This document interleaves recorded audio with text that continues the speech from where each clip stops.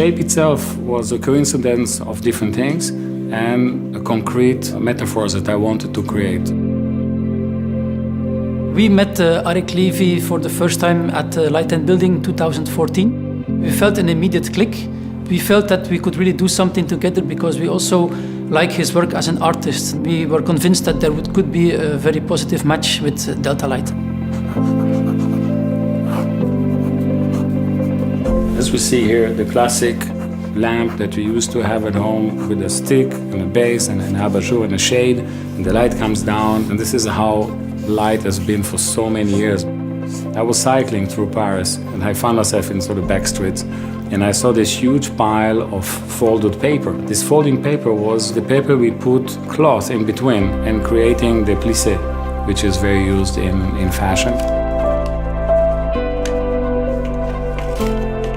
With the sun, the reading of the light over this folding was so great. Sort of an aller-retour, a coming back, like you go home, you come back, you go in, you go out, you go in, you go out. You can see very well how the reading of the light is basically spectacular on such a simple form.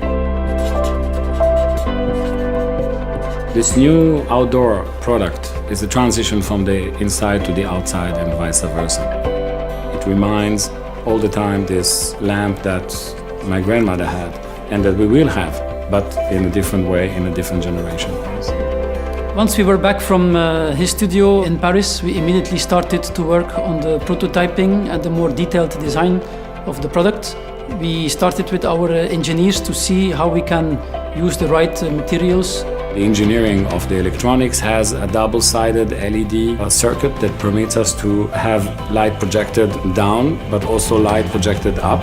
We decided to develop our own LED board so that we could generate the high-quality lights that Arik had in mind for this fixture. They develop and progress and push the factory and the company to become that thing of the future. And with that sort of attitude, you can really do anything and everything.